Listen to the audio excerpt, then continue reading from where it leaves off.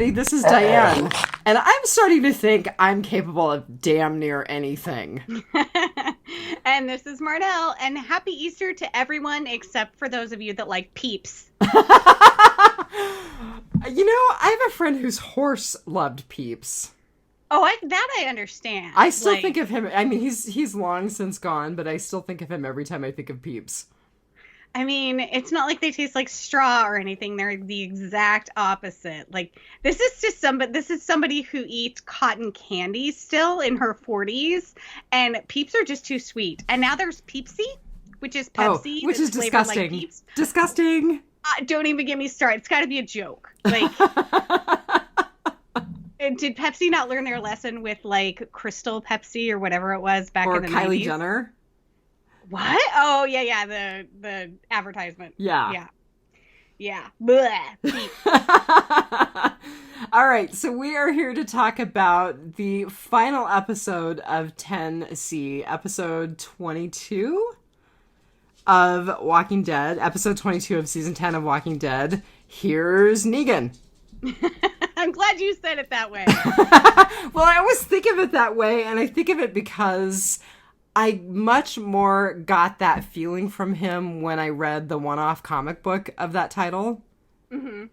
So this had a very different flavor.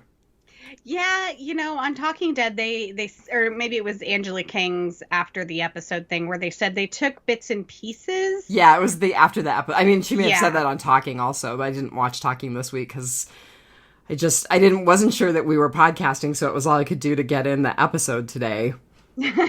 I had to do a bunch of shopping and I took a nap and I'm not the best podcaster right now. I took a nap too, but I got up at like 7 and then at like 9 a.m. it was like nap time. Okay, I got up at 7 and I like ran to my friend's house and did shopping, and you probably click list still. I do. I need to remember that that's an option, and I forget. Yeah, in fact, yesterday I meant to get a Costco order in yesterday, and the other half last night was like, "You forgot Costco." I was like, "No, I'll do it tomorrow." And he's like, "Tomorrow's Easter," and I'm like, "Oh yeah, whoops." You can click list Costco? No, Instacart. Oh. Yeah. So I have to tell you, when I was at Fred Meyer's today, and for anybody who's listening anywhere other than West Coast, it's a thing. They shut down at 4:00, and I was like, "What? What? Why are they?" And then I looked at the kid who was checking me out, and I was like, "I am sorry. It's Easter, and you're working on a holiday." And he was like, "Nah, it's all right. You know, Easter is like the least busy of all the holidays." He said, "Now, Christmas Eve, I'd rather be anywhere but here." Oh, I know. I like think a week ahead of time about like having everything before Christmas Eve because it's insanity. Like, but yeah, I went and picked up a prescription the other day, and the pharmacist's like, "Oh, are you doing anything special for Easter?" I was like, "You're like, when is Easter?" I was like, "That is this weekend." I was like, "Maybe I'll torture my dogs and make them wear bunny ears," but other than that, no. Well, I kind of smiled at the kid when I was finished checking out. And I was like, you know, traditional holidays, just not the jam for some of us. Yeah, no. All right. So I don't know whose turn it is because our podcasting schedule is off, and I'm sorry. Do you want me to go first, or do you want to go first? I'll go first. Okay. We have not talked about, like, we've been talking for like the past hour, and we've not talked about whether or not, like, what our ratings are this episode. So this will be interesting. I would suspect that we're very similar. You know, I almost want to retract my rating for Find Me and lower it a little because... No, Find Me is still better. Oh my God, this was another 5. This was the episode that I didn't know that I needed. Oh my goodness. Okay. I love that we're this long in. So it's 5 what out of 5? It is 5 dog food dinners. Hey, Daryl was eating the same thing Negan and his wife were eating. Yeah, but I think Negan and Lucille were enjoying it a little bit more. He had hot sauce. Yeah, we'll talk about the hot sauce, right? We'll talk about the hot sauce. So So I interrupted you. I'm sorry. So this is the episode you didn't know you needed. Yeah, like, and I'm so glad that, like, we're so far into Negan's story and, like, now we get the background. I had so many complicated feelings about this episode. Like, it was happy and it was sad and it made me angry and it just, like, I had pity and I was, angry and just, it was a roller coaster and I loved it. Everyone loves a roller coaster. Yes. Although there are times that you're ready, just for the roller coaster to settle just a tiny bit. Not for the ride to stop, just for the roller coaster to settle a tiny, tiny bit. And this season has been a roller coaster. Season 10C has been a roller coaster because I feel like we got like 2 really good episodes and 2 really meh episodes. And so we've just been, and this was that where you think the ride is over, but they have one more loop to throw at you. And it was great. I loved it.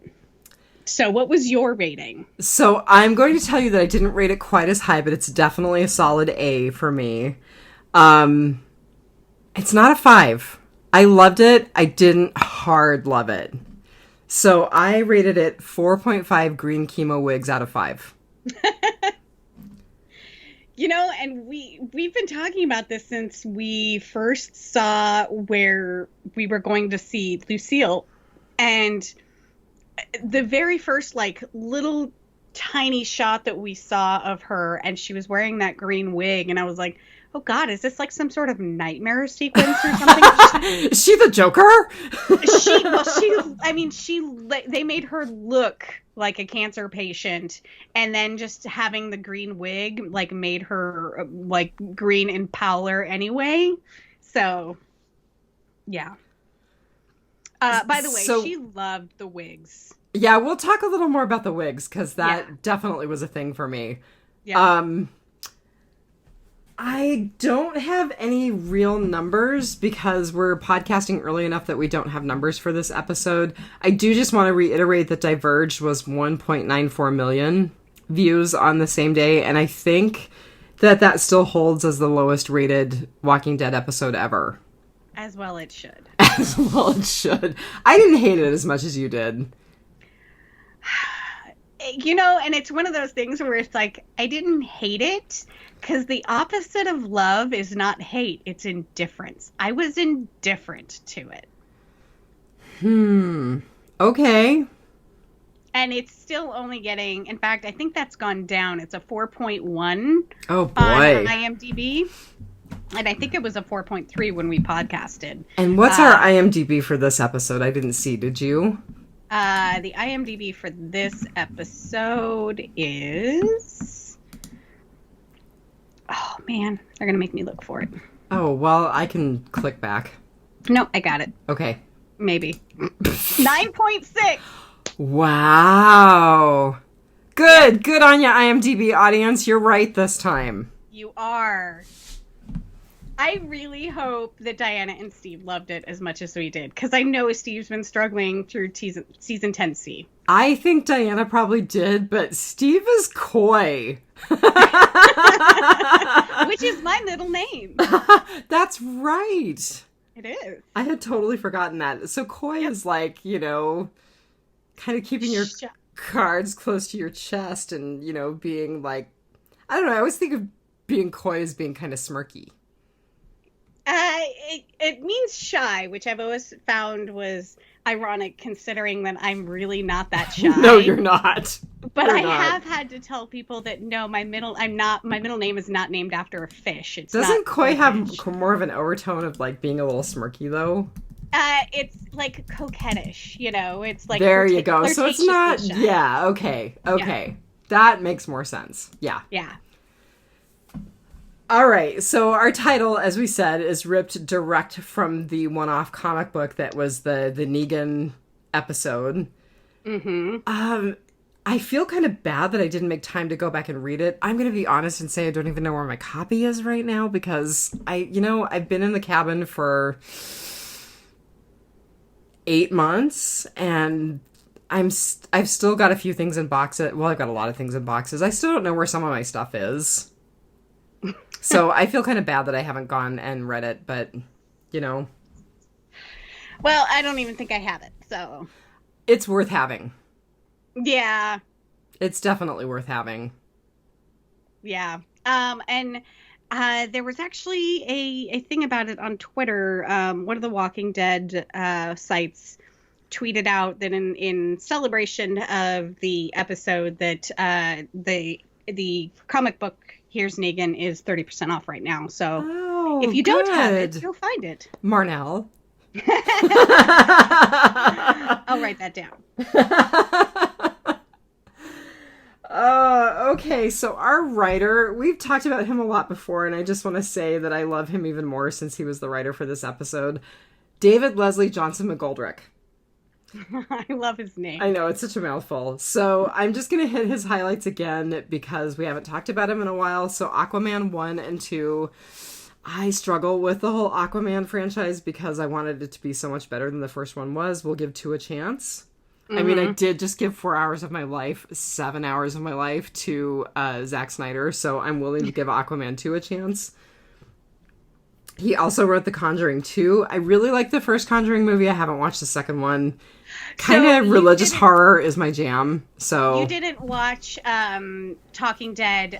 So there was a bit of an Easter egg. Well, there was a number of Easter eggs in this episode, but the one that I actually cued in on, and I have not seen The Conjuring or The Conjuring 2, but I cued on the name Valek, which was the biker gang, Valek's Vipers. Oh. Valek was actually the demon in The Conjuring. Ooh, that just gave me chills and not in a good way. I think I'm going to have to light some incense after we're done podcasting. Oh. So you should watch at least the first one. I think you'd really enjoy it. And it's about Ed and Lorraine Warren, who are, you know, kind of icons in the whole, like, demonology. Supernatural. Supernatural. Yeah. Yep. I have not watched Annabelle either, but I'll probably watch that at some point. Although next on my agenda, I think, are WandaVision and Falcon and Winter Soldier. Of course. Yeah. Which means I have to get Disney Plus again. I was just talking about with my coworkers. I was like, you know, cable was like almost $200 a month for all the cable package that we had. Like our cable phone and internet was like $350 a month. And so we dropped cable and just had Sling. And it was like, okay, now we have Sling and AMC Plus. And then it was like, well, and it's all adding back up, right? Yeah. And I was like, then we had, you know, we've always had kind of Amazon Prime and Netflix. And then we got Hulu and then we, you know, Disney Plus. And now we have HBO Max. And now I'm just like, we're backed up to like $200 a month. It's terrible. So I will say, and I've been fairly public over the last little bit here on Facebook, so it's not a big surprise to people who follow me privately on Facebook. I've actually started seriously dating somebody, and he has never seen an episode of The Walking Dead. And he was virgin. Totally. And he was super cute. He was like, do you think you could be attracted to a man who's never watched The Walking Dead? So I think we're going to watch our first ever Walking Dead episode together tomorrow. How exciting to see it through a new newbie's eyes. You know? I was like, look, you know, here's the deal. If you're not hard in love with it, it's okay.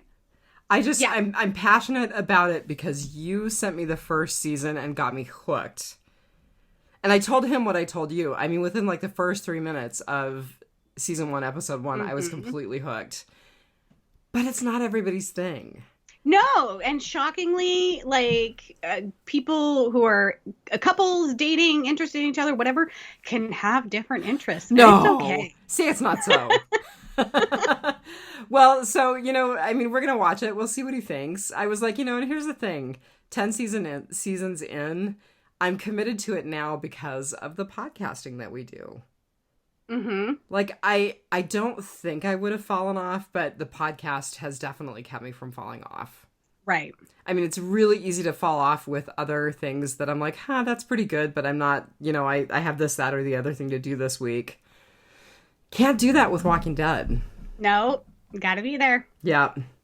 So one last thing on David Leslie Johnson McGoldrick, if you didn't have anything else. He is the writer in pre-production for a Nightmare on Elm Street reboot. Of course, and I totally thought of you because I thought, That is totally Marnell's jam. Although it'll be interesting to see once it actually comes out if you're like, no, give me original Freddy. So, and that was my problem with the other reboot of A Nightmare on Elm Street, is it wasn't my Freddy, and I probably would have liked it had it not already been a huge genre of horror before, but like it didn't resonate with me. And it was nothing like bad. They didn't like change the story too much. Like it didn't resonate with me, and I really would like an updated reboot that would resonate. But you love it so much. Do you think you'll ever love something as much as you love the original? I think there is a room for improvement. We talked about doing on the Real Housewives podcast, there is a documentary about.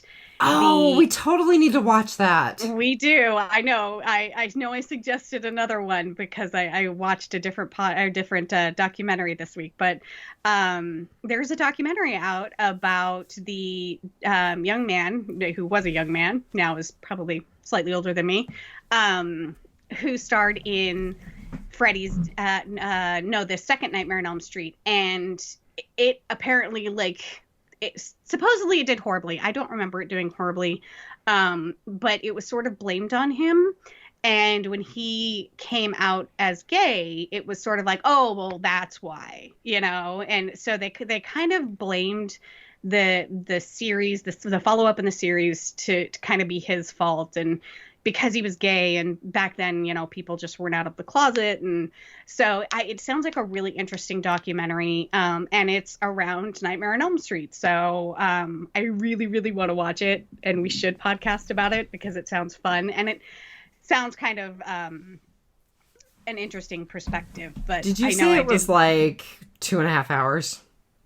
No. We were trying to pick a documentary that right, because I said we should do the Kurt Cobain one. Yeah. Right. And then there was another one that I wanted to do, but it was 2.5 hours. I'm like, God, like there's no middle ground. It's like 45 minutes or 2.5 hours. And I know it's like, if we do one that's like 45 minutes, we generally talk about the documentary longer than the actual documentary, and it's a little weird, but I did suggest a really cool one for this week. So hopefully, I'm sure we'll do it at some point. And it's surrounding the OnlyFans. Yes. Media sensation. So, and what made me think of it is because the young lady who, if you do not know her, count your lucky stars. Her rap name is Bad Baby, but mostly people know her as the Catch Me Outside girl that lipped off to Dr. Phil a few years ago. When she turned 18, she started an OnlyFans, and in 6 hours, she made $1 million. What? Right? Oh my God, we are so doing the wrong thing with our time. I know. The previous record holder was Bella Thorne, who is an actress that some of you might know. Diane, you probably remember from Assassination Nation. She was the mean cheerleader who got punched. Anyway, she was the previous record holder with $1 million in 24 hours. So, yeah. So the OnlyFans thing, like, I've been kind of keeping track. Like, people talk about it a lot on TikTok, and it's super interesting. And then there's been all of the stories about how during the pandemic, women used it to supplement lost income, and how they got fired from their regular jobs for having an OnlyFans. So it's an interesting story. Dude, I'm just saying, how did we go from David Leslie Johnson McGoldrick to OnlyFans? Nightmare on Elm Street documentary. Oh, okay. Sorry, I was like, wait a minute, did I get lost? No, to sum up, I'm really excited about Nightmare on Elm Street, but then I'm really excited about most of the stuff that I watch, except for the last episode of Walking Dead. Right. Okay, so I'm going to say two more things. So David Leslie Johnson McGoldrick has done 13 episodes of Walking Dead, including all the way back to Chupacabra. Wow. And we've talked about that before. I just, again, wanted to highlight some things that he had done a little bit because it's been a while since we've talked about him. That was 2011. That was crazy, huh? A lifetime ago. It was a lifetime ago. A lifetime in so many ways for the both of us.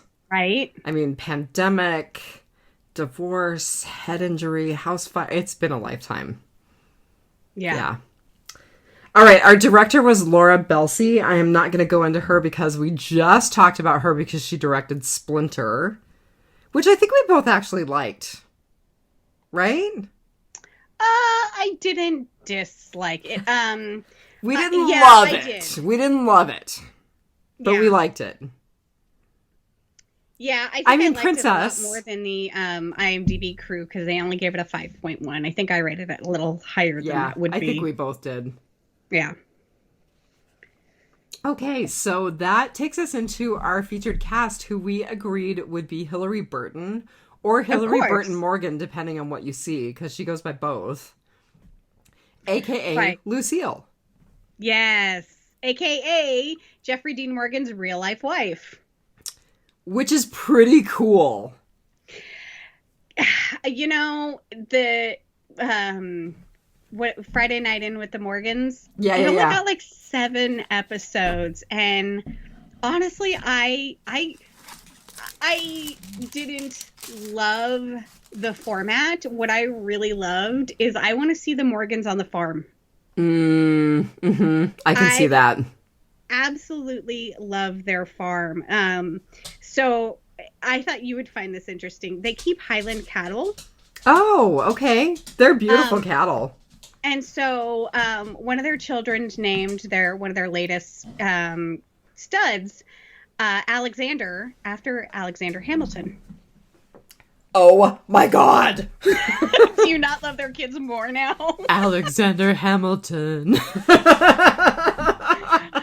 I was looking at her Instagram, Hillary Burton Morgan, at Hillary Burton on Instagram. And she surprisingly didn't have a lot of farm content. Huh. But they just started the Mischief Farm on Instagram. So you can go follow the farm separately. Oh, good. Yeah, they've only got 24 posts. So, I mean, it's like brand new with 100,000 followers already. Sure. That makes sense. So I actually realized that I didn't know her from a lot. I wasn't a huge One Tree Hill fan. She was also in White Collar, Hostages. She was in a little known TV series that was very short-lived, that was very, very good. It was called Forever. If you ever had the time, I would recommend it. It only lasted like a season. So I'm going to stop you for a sec because I was actually thinking of you. I was thinking, One Tree Hill and Dawson's Creek are kind of more Marnell's generation than they are mine. Yeah, she was only in one episode of Dawson's Creek, so I don't really remember her from that. Mm-hmm. Actually, I do remember her as an MTV VJ. So cool thing, and you probably saw this, she got the job as a VJ because she did a gig for them as like a guest interviewer on the red carpet, and they loved her so much they gave her the VJ job. Yeah. And she's got a great photo of her on IMDb. I don't know how they choose those shots, but I don't know what if she's wearing pants or a skirt or anything, but she's wearing like I don't know what she's wearing, but she's wearing just a jean jacket top, and it looks like this long dangly necklace down the front and like nothing else, and she looks phenomenal. Okay, that's not the IMDb picture I'm seeing. You have to search for it. I'm seeing her in like a floofy white shirt. Oh, yeah, that's her cover photo. Okay. Yeah. So the wig thing, she has actually always loved to wear wigs. She was super excited about this episode wearing wigs. On her Instagram, she's got this great picture of her. And I can't tell where it's from. It's hashtag Payngel. Peynggel. And she actually kind of looks like Reese Witherspoon, but looks very gothy, and it's like this white and black striped wig. It's really cool. Oh, neat. Yeah, and then she follows it up with a bunch of the different wigs from this episode of The Walking Dead. So she's just so fun and so gorgeous. So I get the sense, not that it's a biggie, that she's quite a bit younger than JDM. She is 3 years younger than me. So she's in her late 30s. And I'm guessing he's probably closer to my age. Yeah. I think 82 is when she was born. Yeah. July 1st, 1982. I'm thinking JDM is an old dude. Hang on and let me IMDb him. So, if you've ever watched the show with the Morgans, you'll know that Hillary is very charitable, a very charitable person. They're constantly doing things for their communities, whether it's making masks or like. Oh, I remember that. I remember them making masks. Running a food pantry. Yeah, so he's poaching pretty bad. He was born in 1966. Good on you, JDM. Good on you. May, December. So Hillary posted on her Twitter today, their version of church is caring for others. So that rather than go and dress up for brunch, she said, please consider donating to organizations that help others for Easter. Our son chose nokidhungry.org to donate their offering. Let's give, especially this year. And so she links to No Kid Hungry. And it's helping to end childhood hunger in the US. So I thought that was amazing. Like, these people are right up my alley. Like, not going to church, but we're going to donate to an organization that feeds hungry kids. Yeah. Yeah. So,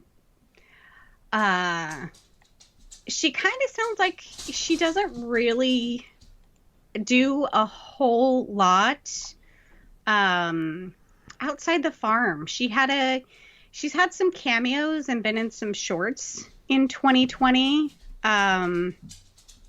She was in something called Council of Dads. Interesting. A man comes to term with a potentially terminal diagnosis. I've never heard of it. But yeah, it kind of sounds like she works on the farm and they run their candy shop and they have a great life.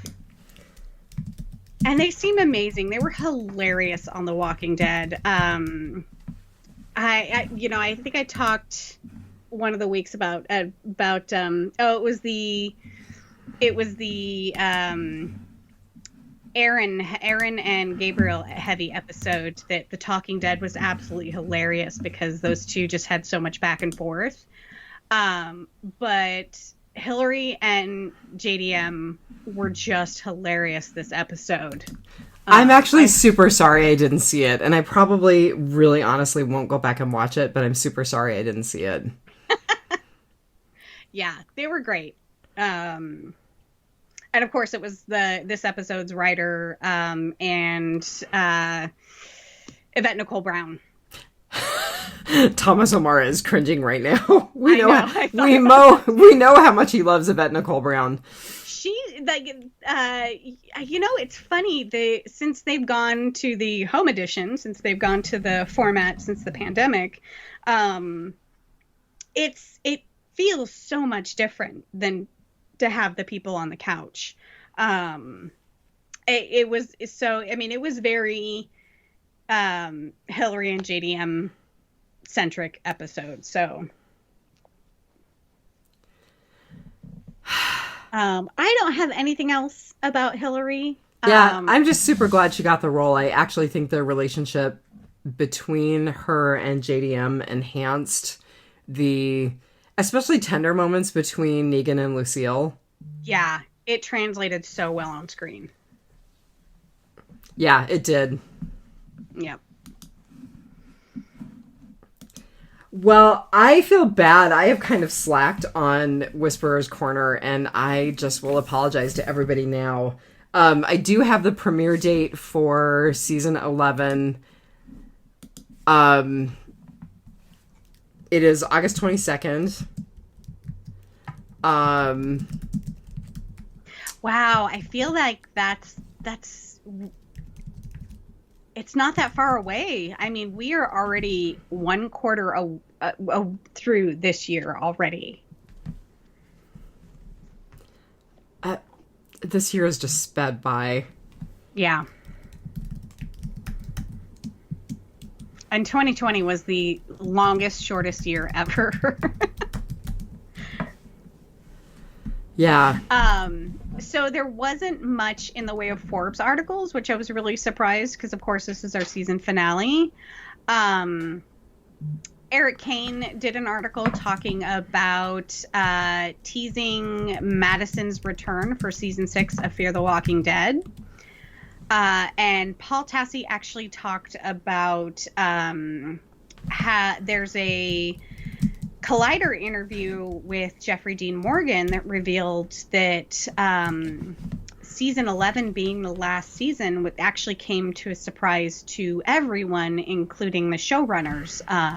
They had kind of counted on there being a season 11 Commonwealth storyline and then a season 12 Commonwealth storyline. So they expected 2 seasons for this Commonwealth storyline that they're having to wrap up in one. But you and I both commented, but it's 24 episodes, so it's basically 2 seasons. Yeah, pretty much. I mean, it's basically, we're getting 2 seasons, you know? Yeah. So, yeah, there wasn't much in the way of Forbes articles this week for this episode, at least not yet, which we are podcasting on Sunday night. So it's a little early for us. We've gone earlier, but we usually podcast on Monday night. But you found out something interesting about Jeffrey Dean Morgan. Which is kind of inappropriate and very funny. So he apparently was, and I didn't save the article, so I won't be able to tell people what it was, but it's a web series that's like a cooking web series. And he apparently ate some hot wings and didn't wash his hands thoroughly enough and ended up with hot sauce in unnamed areas and said, "Oh my God, I'm in the shower and I've been in the shower for an hour and I'm in so much pain. Wash your hands."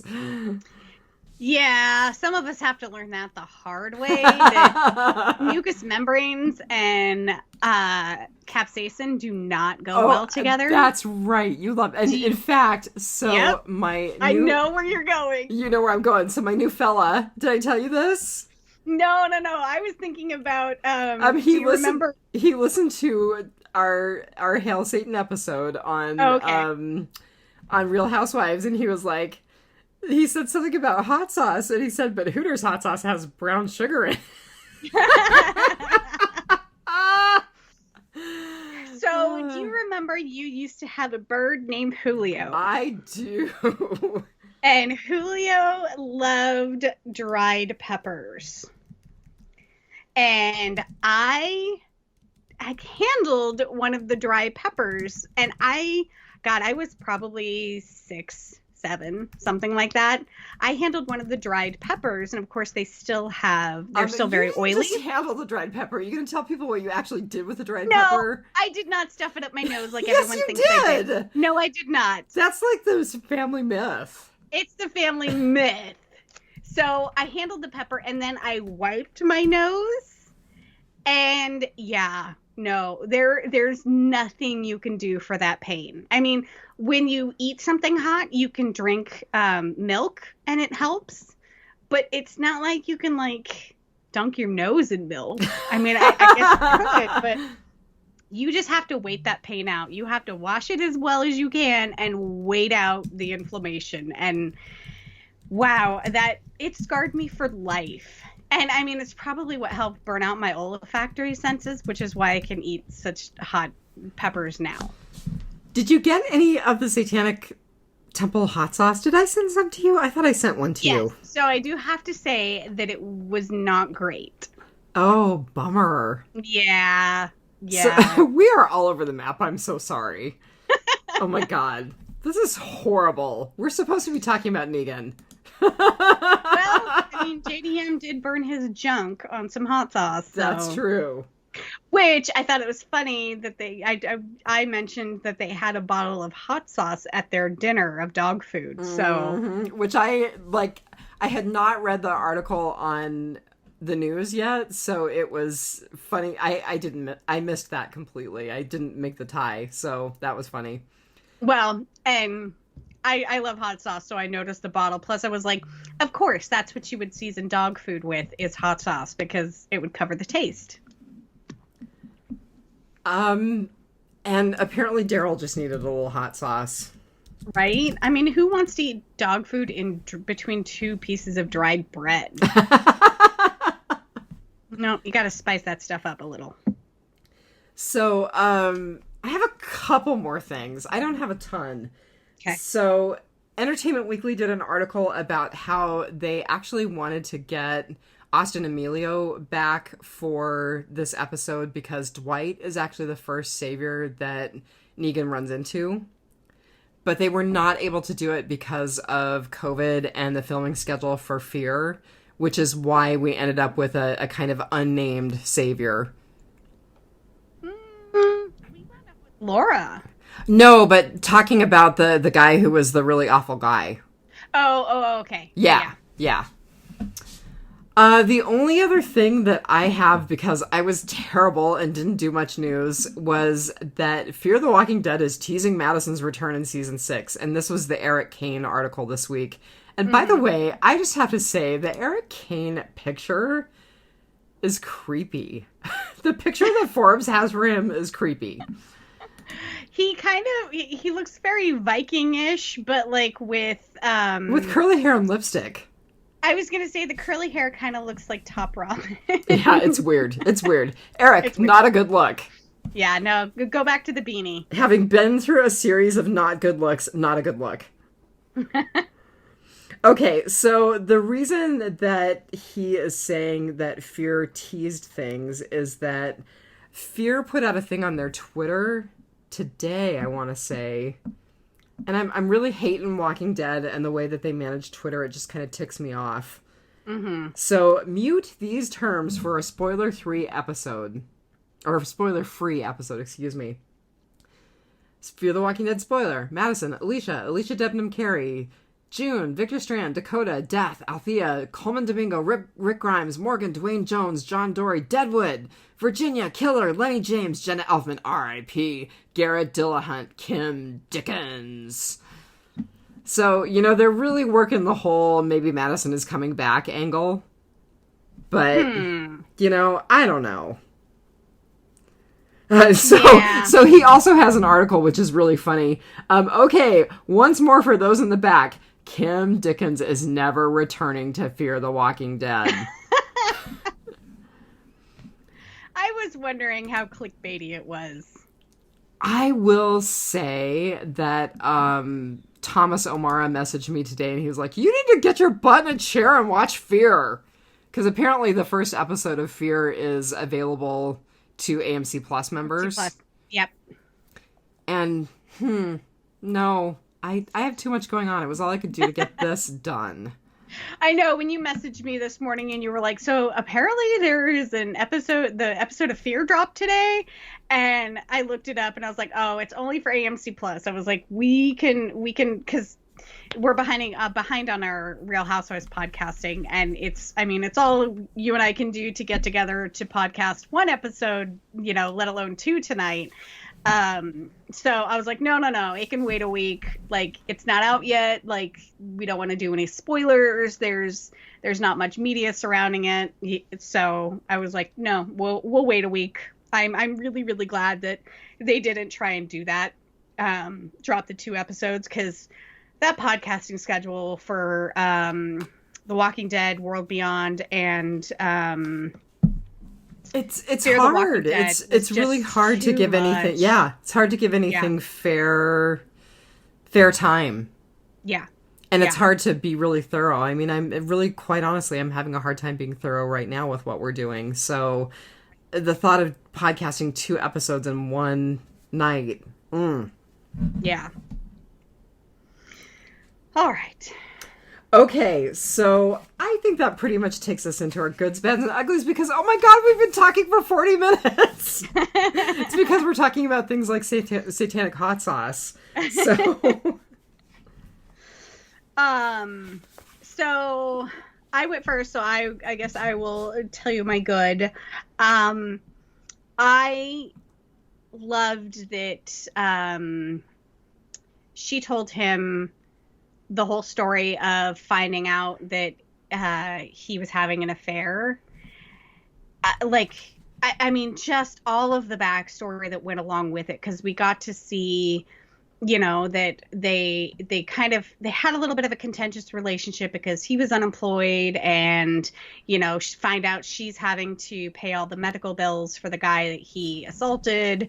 And then for him to say that he was with his probation officer and her getting the cancer diagnosis at the same time as finding out he is sleeping with, I'm assuming, best friend? Yeah, that was the impression that I got. Okay, I was like, it's either best friend or sister. Best friend, not sister. So, yeah, not only, like, your husband, but now your best friend. Like, you know, and your cancer I loved that the reason why she told him all of that she knew, is because everything that he had done for her in the post-apocalyptic world, she said, you know, you've more than made up for it. So, you know, you are the man that, you know, that I know and love and I knew you could be. And so I just loved that, you know, that was the whole reason why we got the backstory. There was so much in this episode that was, like, so sad and so happy and so, you know, like, yeah, I went through all of the emotions tonight, and it was a roller coaster, and I loved it. And yeah. Well, I mean, obviously this was very Lucille and Negan centric, so that's going to be our goods, bads, and uglies. My good was the incredibly tender moments that happened between Negan and Lucille. And it was especially, like, the whole montage where they were playing with the different wigs and just laughing and being really loving with each other. That was not anything that we saw in the comic. And it really was a side of the relationship and a side of Negan that I loved, that I did not see as a side of Negan, and I was super, super happy to see it. It was beautiful. Yeah. Yeah. You know, I have to keep reminding myself that, you know, this guy bashed in Glen's brains in front of Maggie. And, you know, I'm glad that you said that, because actually, legit, when he was like, so Carol, could you put in a good word for me? I'm like, Negan, are you kidding me? You killed her husband in front of her. Yeah. Yeah. Like, I have so many emotions surrounding, and it's, you know, we podcasted the movie in and of itself, which was such an amazing movie. And we have such a myopic view of people that, you know, you have to think of things from Maggie's perspective, where she only knows Negan one way. I mean, some of the people of Alexandria who came into Alexandria post Saviors, they have no idea who that Negan is. And then you have people like Daryl and Carol and things like that who sort of know most of Negan, but now we as the audience see all of it, and it's very difficult to think of him as just a good guy or just a bad guy, because he's both and neither. Well, and I will tell you that this episode actually made it even harder for me to see him in two dimensions, because we saw so much of Negan as a sensitive person, as not Negan, as not the Negan that we know, as the person who was looking for chemo for his wife, as the person who was so young and so vulnerable. And a guy who rejects his former self. Mm-hmm. Oh my God. It's part of my rotting potpourri. It's not part of my goods, bads, or uglies, but the whole thing where he's sitting there talking with himself and, bad Savior Negan is like, little pig, little pig. Yeah. That was so great. I loved that. Yeah. So you and I both had a hard time finding a bad for this episode. I'm going to be honest and say I don't have a bad for this episode. I just don't. Which is why I'm actually feeling a little guilty that I only rated it a 4.5 because I don't have a bad. So my bad is actually not anything bad about the characters or the episode or anything like that. My bad is so when Lucille comes in and he is playing video games and she is chastising him for buying the $600 leather jacket when he's unemployed. And we find out she's paying all these medical bills and everything. And he's like, oh, I got a job on the line and blah, blah, blah. And I'm just like, oh my God, how many of us can relate to being the adult in the relationship?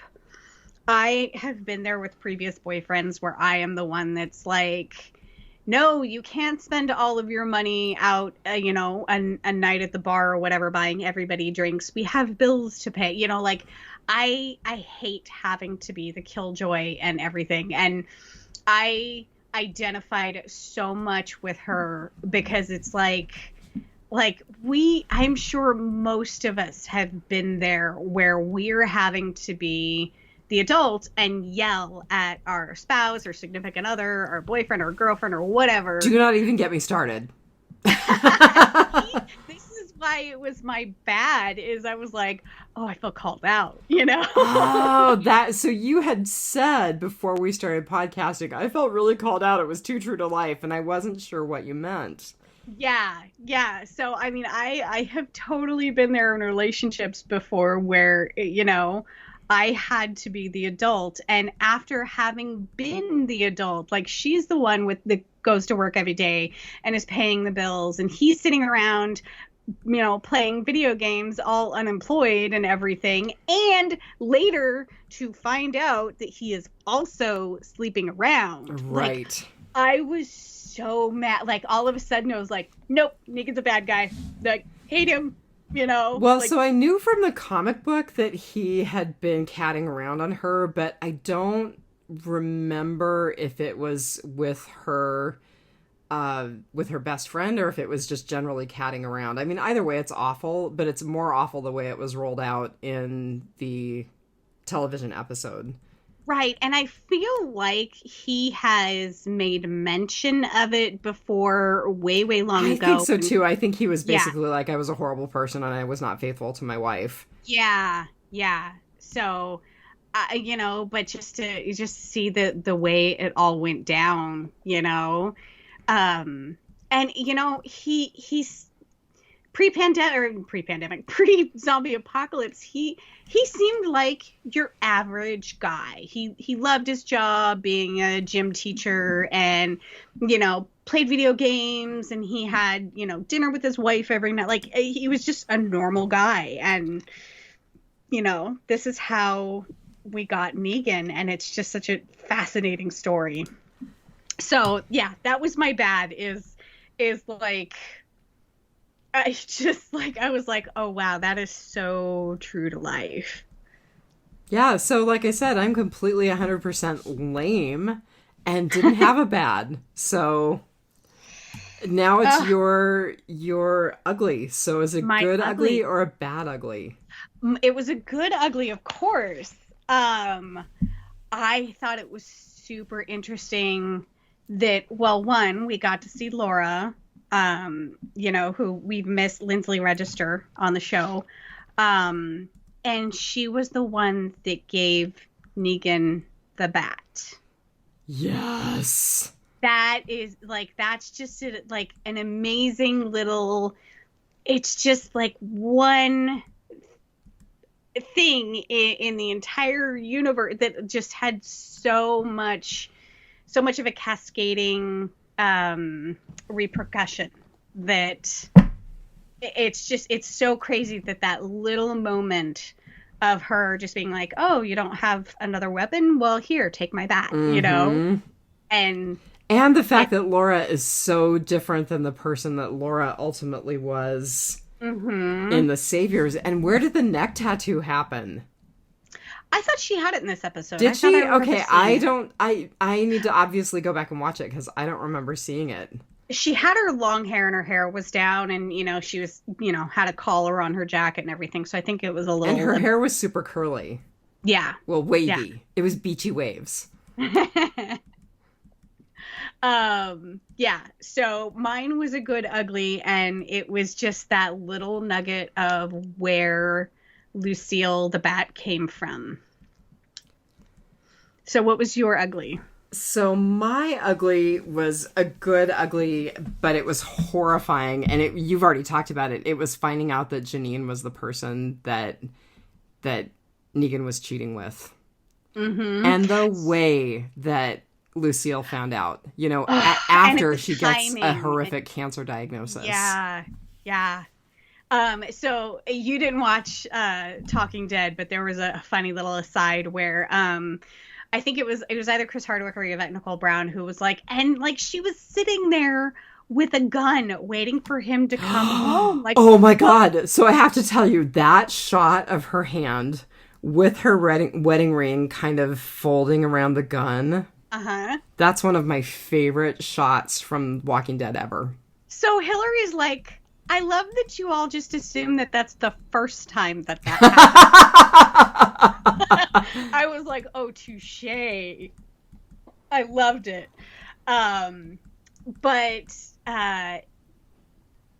So Jeffrey Dean Morgan also pointed out, and I don't think any of this will come to fruition because we've only got one season left and they've got a lot to do in that season, but he's like, none of us really know what happened to Janine. She could still be out there. Oh. Yeah, because I cannot imagine Negan going back there. He did say, I cut it all off and I didn't talk to her again after you were diagnosed. Yeah. But she could still be out there. She could. Maybe she's in the Commonwealth. Oh my goodness. All right. I think we're into rotting potpourri at this point. I think we are. So I just want to say something really quick about little Glen. He's so darn cute. And the fact that they were singing You Are My Sunshine, which Herschel used to sing to Maggie. Super sweet. And I thought it was interesting that we started off the episode with Maggie and Herschel having their own little song. And then we also saw Negan and Lucille have their own song. Okay, I've got to say, I've never really dug that song, but tonight it hit me in the feels in the worst way. You Are So Beautiful by Joe Cocker. Hit me in the feels in the worst way. And, I just think it's interesting that they sort of threaded that through the episode that, both sets. It's going to make me cry. Both sets had their own song, and it was something that was really focused on this episode. So, and actually, honestly, for a minute there before he started singing that to her while he was holding her, I thought he's gonna sing You Are My Sunshine. Oh my God, that would be terrible. Totally thought it. Oh my gosh. So we need to take a second and applaud makeup or visual effects or whoever the heck de-aged Negan. Yeah, they did a pretty good job. I mean, there were a couple times where I was like, but for the most part, it was pretty good. Okay, it like when he was bad Negan sitting in the chair taunting current day Negan, they like he had fewer lines and his beard was a little darker, but like then like Negan 12 years ago, I was like, yeah. I really liked Negan 12 years ago with the hat. I thought that was really good. That made him look a lot younger and a lot more vulnerable. That was actually the Savior's hat, the sports team of the high school he taught at. Yep, that was a little piece of trivia on the show. Cool. Yeah, but yeah, when I saw Negan with a line-free forehead, I am like, what in the industrial light and magic is going on? Oh my god, that is so funny. It was like shock because it's like Negan's Negan. Like if they wouldn't have de-aged him, like I don't think I would have taken notice that that he should be 12 years younger. Like he's just Negan, like. But they took the time to do it, and wow, like I don't know if that was a visual effect or if that was just really clever lighting and makeup. But if it was makeup, I would really like to know the brand. Because, like, it was, like, yeah. I'm just, like, better than Botox. Like, it was great. Yeah. I'm kind of feeling like maybe I need to rate this higher than I did. So, when Lucille killed herself and like he pulled the plastic bag off and everything, and he doesn't do anything for a while. He just kind of sits there. I was thinking, oh god, she's gonna get loose and he's gonna have to struggle with her. But when he's sitting there, and I think he had like a bottle of alcohol or something, and he's just looking destitute, she looked so much like Alpha. I know. Oh! Right? Like, I was like, oh, I get it now. Because, like, we all speculated in that episode. I don't even have to tell you which one. But we were like, how could he? Are you talking about the socks? Are you talking about the socks? The socks? Like, we were talking about, like, the hygiene. Like, yeah. And I'm just like, okay, I get it now. She really, really did remind him of Lucille. Oh, that's creepy. Right? That squicks me out. That's not good. Now you're like, okay, nope, 4.5 is totally correct. I will say, and I don't know why I say that all the time now. I apologize, but here we are. I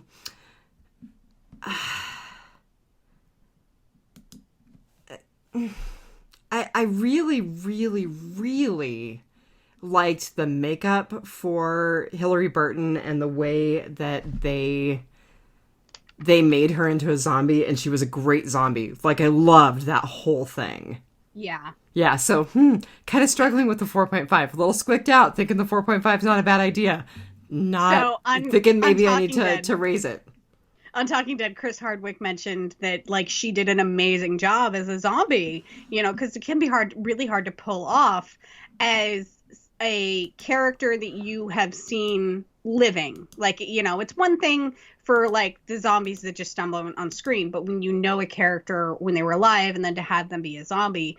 But she's like, yeah, they just told me to act like a drunk toddler, and I've had 2 kids, so. So I know what a drunk toddler looks like. Oh, that's funny. And by the way, she was like so amazing looking on, and not that she isn't always, but the last time that I saw her, she had like long brown hair with like gray streaks, which, hey, I have brown hair with gray streaks. I'm not knocking it. I'm just saying it was totally different from her shorter blonde hair that she had on Talking Dead. And she's both a summer and a winter. Like, she looks great either way. I've never, like, figured out the whole summer-winter thing. It's just not been a thing for me. I think I'm a winter, but I don't really know. I think it's because we both have a similar undertone in our skin that we can get away with having both brown and blonde hair. Mm-hmm. Yeah. I look a little Wednesday Addams when I go completely black hair, but hey, I dig Wednesday Addams, so... You carry that off much better than I did. I had black hair briefly, and it was not a good look for me. No, the blonde is a good look for me. Yes, it is. Definitely. And it totally works with blending away my grays. Since I'm dating a younger man. I actually just learned a few months ago that the streak that I have finally decided to grow out in my hair is actually called a wisdom streak. So now I'm like totally digging it. Because it's just that one streak of gray hair right in the front. Would you give me a little wisdom? Because I think I'm regressing badly. Oh. I'm happy as hell, but I think I'm regressing a little bit. I heard once that love makes you do dumb things. Oh my goodness. I don't know that we can quite use that word yet, but... Some people even get married. Ooh. We're definitely not using that word. Oh. So... We don't even know if he likes The Walking Dead. I'm just teasing. We're definitely not using the L word. We're definitely not using the M word. And not liking The Walking Dead is not a deal breaker. It's not a deal breaker. No. Because, man, 11 seasons. He's got a lot to catch up on. 10 seasons. And the thing is, and I was very honest, and I'm sorry, here we are talking ridiculous stuff that really doesn't have much to do with current, yeah. Really honestly, if you're not diehard like we are, after season 6, it was not very good for a long time. Yeah. Agreed. So if you're not diehard and you've got someone who's like, this is my jam, you have to watch this, that's a lot of pressure. Yeah. Yeah. So the only other thing that I have in my notes, and it actually rivaled to be my good. Oh my God, I've got so much more in my notes. Oh, well, we'll talk about that. But so this was almost my good, and it kind of piggybacks on my good, is his apology to Lucille when he was putting the bat in the fire and everything. And yeah, I love how he's like, and I named a stupid bat after you. And like, but like, it was complete closure for him. And like, I loved everything that he apologized for. And he seemed very sincere. And again, it made me forget that he bashed Glenn's brains in. Like, I had all of the emotions this episode. It was, it was a tough episode. Yeah, I have a coworker a former coworker that her and I still text back and forth, and I haven't talked to her in weeks, and she texted me tonight, and she was like, oh my God, I was not ready for this episode. It was a great episode. I'm going to give it a 4.7. I'm not going to quite go 5.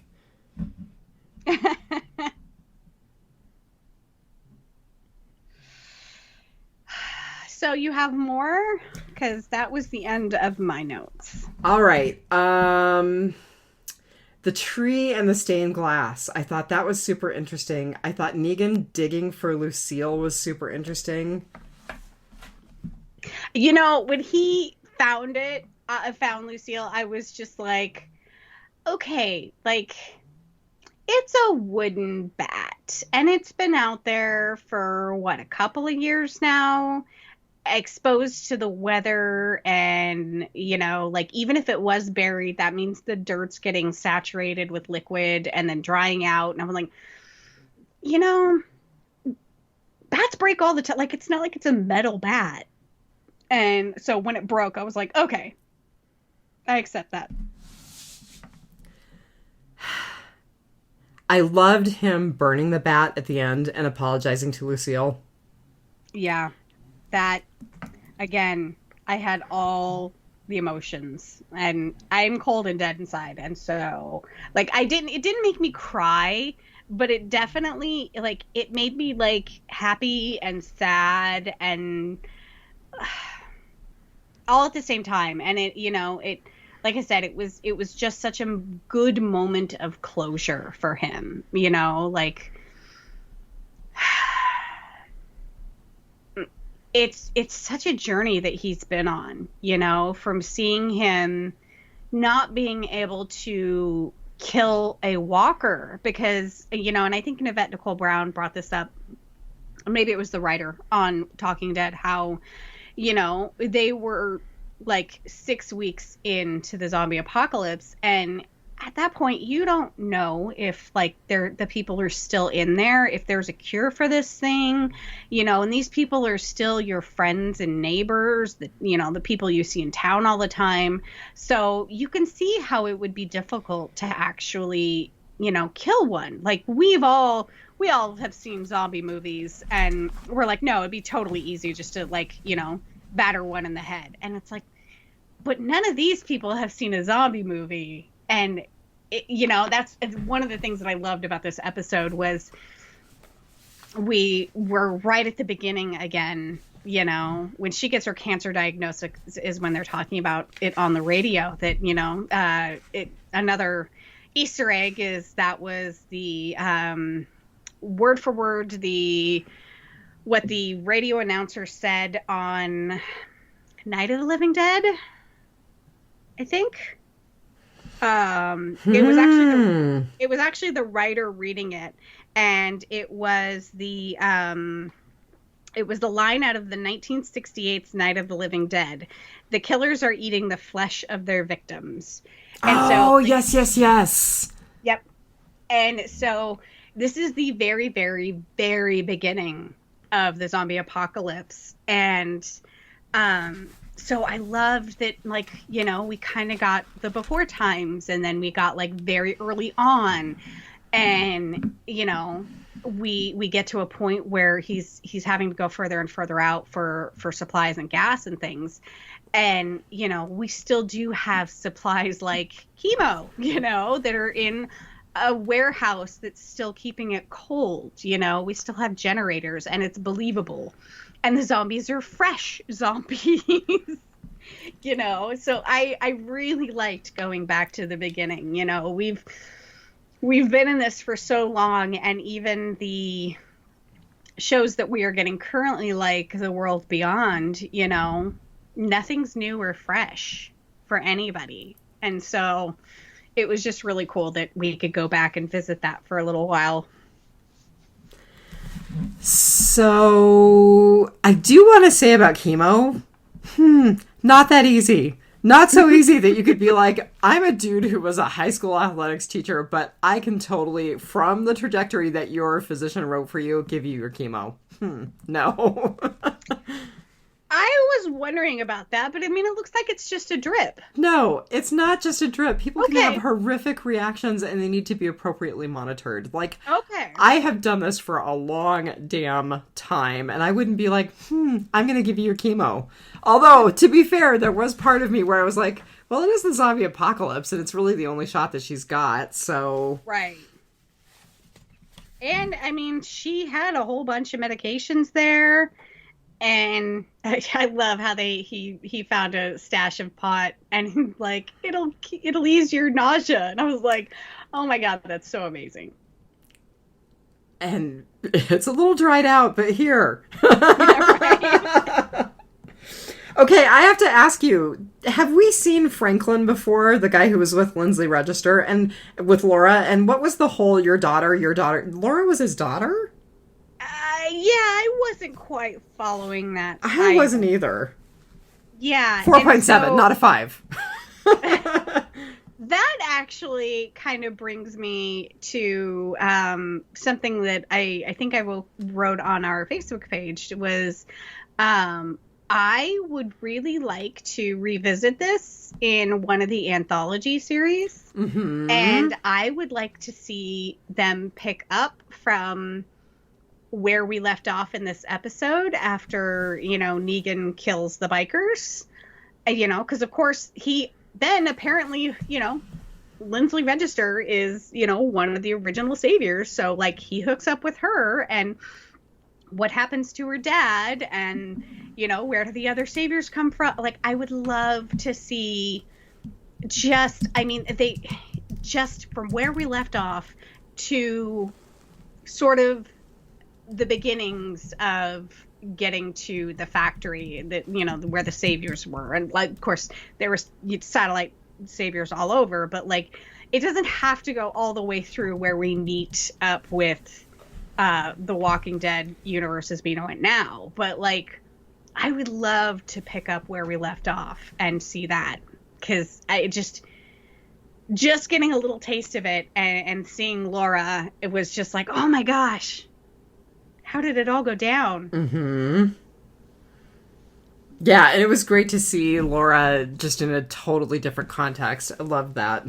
Right. Did you think that the RV that they were in was the RV that was in season 7, episode 1 with Rick and Negan? I didn't even think about it. I just kind of wondered, and I didn't go back and watch 7-1, obviously, but I don't know.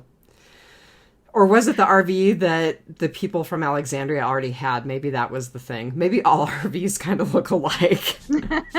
This one seemed a bit smaller than the one that Negan eventually stopped with, you know, Maggie and Glen and everybody in it. But I thought it was funny that they had dummy lookouts up top. Mm-hmm. Did it totally make you think of Dale? It did. I was like, oh, that's so sad. There's not even enough of them to like put a lookout up on top. They have to have a mannequin. You mentioned it when Lucille was yelling at Negan about the jacket. I just thought it was very interesting, after we had that sweet montage of them giggling and playing with the wigs and being very tender, to go back to this is the less savory part of their relationship. Right. Yeah. I mean, like I said, it was a complete roller coaster. Mm-hmm. We went from, you know, they have this great relationship, and, you know, he's doing anything and everything that he can to, you know, keep her alive, you know, with the chemo. And then we flash back, and, you know, the worst day of her life, you know, she finds out he's having an affair, and like, you know, it just, and then, God, it was just, she kills herself, and that was horrible. You know, and I don't think Lucille killed herself in the comic. I think that she died, and that Negan found her as a zombie, and he did not have the courage to put her down. Well, so that was something that haunted him in the comic. That's right. I do remember hearing that. Mm-hmm. But I was surprised that he didn't actually like put her down in this, other than starting the fire. I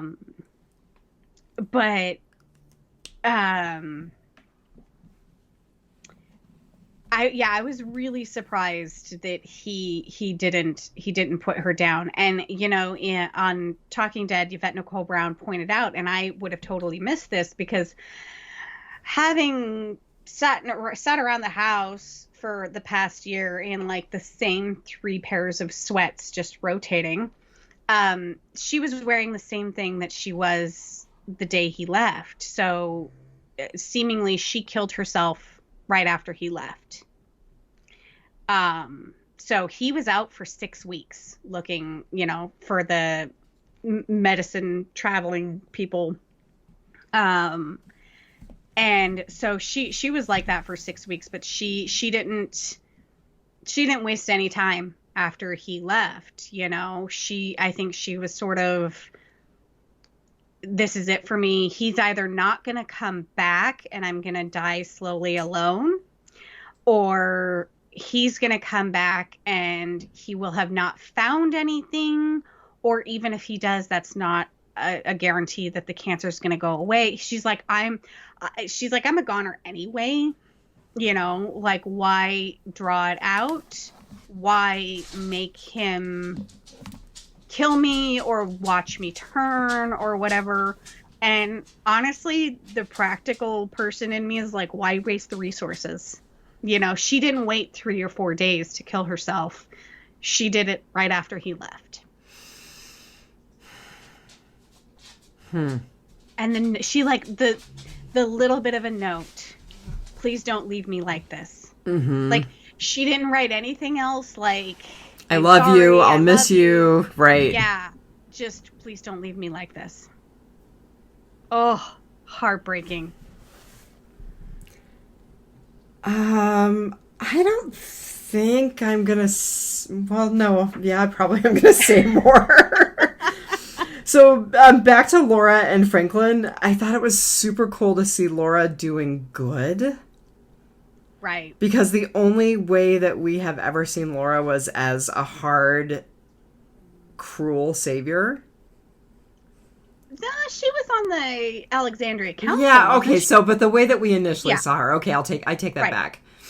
Yeah, well, and so it made it easier for me to think of her on the council at Alexandria, her having surrendered as a savior and been like, yeah, Alexandria and Hilltop are cool, like, let's do this for a while, and being able to give up her savior roots. Whereas, we always speculate about how, there's these large groups of people, and when they either conquer or absorb another group, there's always going to be people who don't agree. And so it's like, where do those people go? Like, where did the saviors who didn't want to join Alexandria go? Where did the whisperers who didn't die in the war go? So yeah, it made it completely believable that she went on to become part of Alexandria's council. I can see that. I didn't make that mental leap while I was watching the episode, but I can see that. Yeah.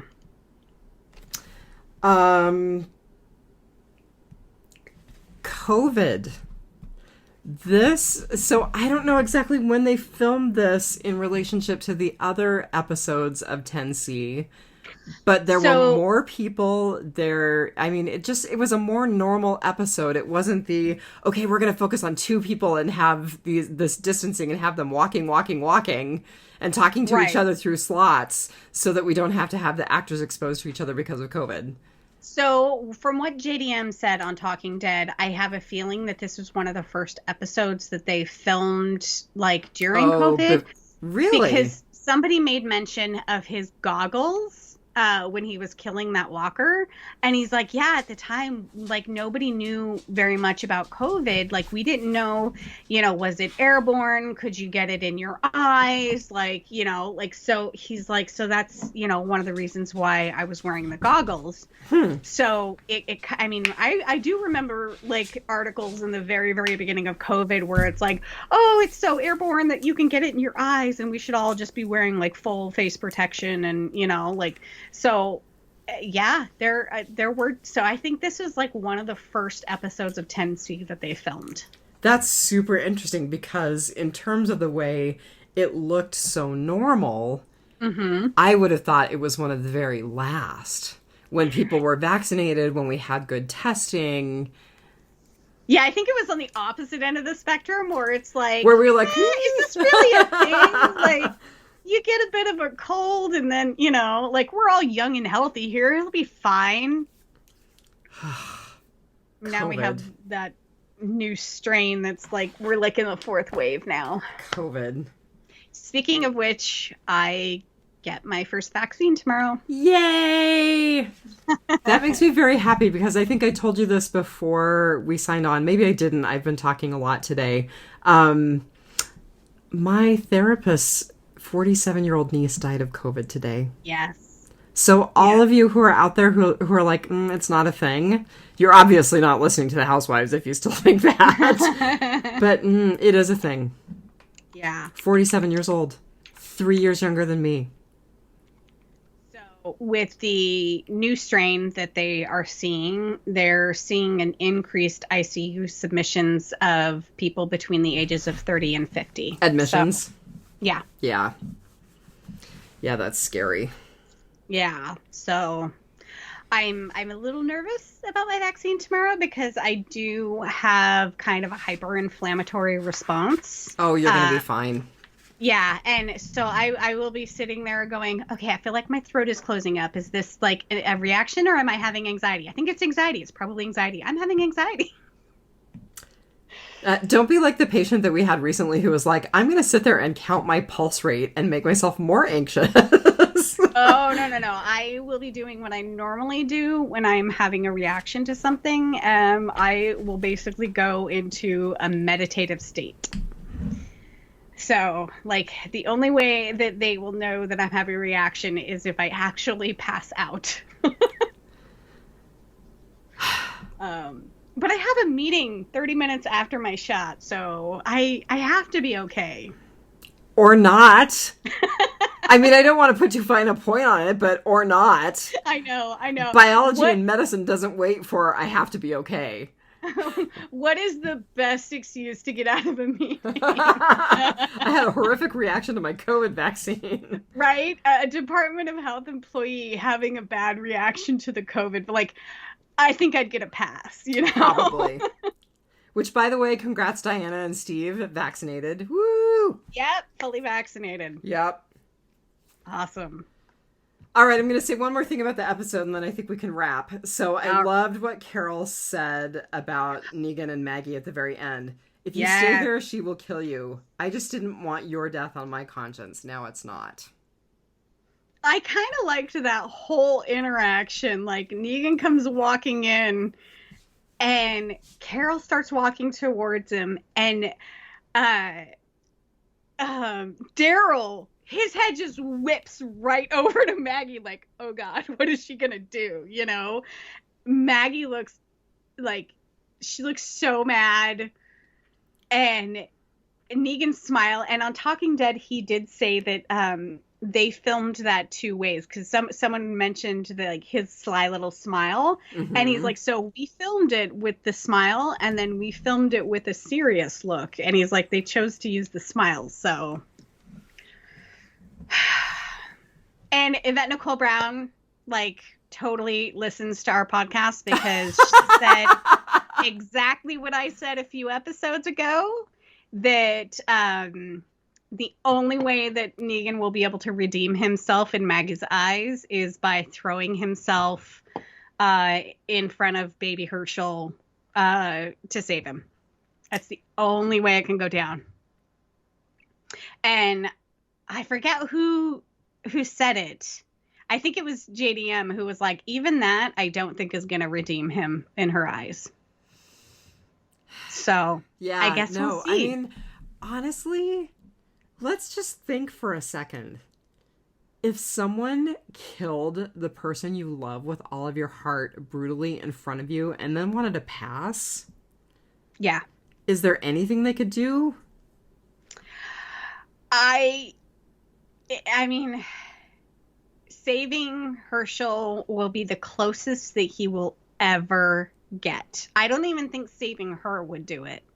I think he has to save Herschel. And he has to die while doing it, unfortunately. I mean, we are going into the last season. I expect there to be a lot of deaths. I can't imagine that they're going to leave a lot of loose threads, open character plots out there. We have the anthology. We have the Daryl Carol plot armor. Yeah, an article did point that out where they were like, who knows who could appear in the Carol Daryl universe or whatever. And I was like, no. Yeah. So, yep. I guess we'll find out beginning in August.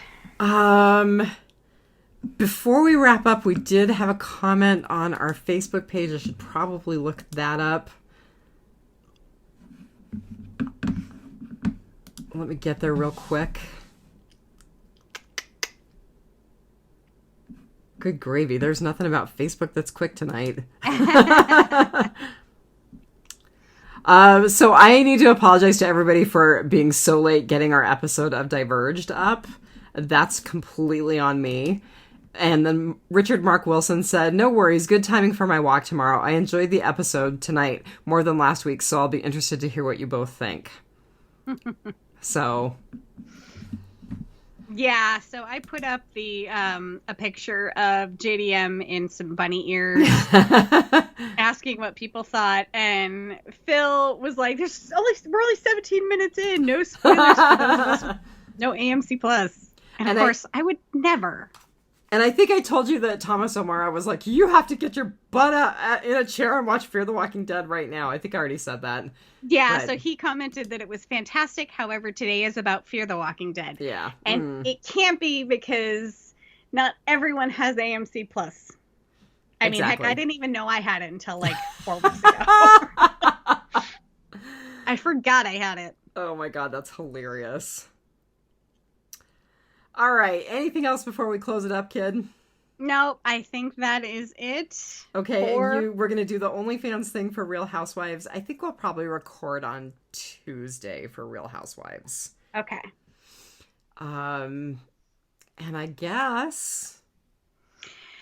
Until next week, because we do have Fear the Walking Dead next week.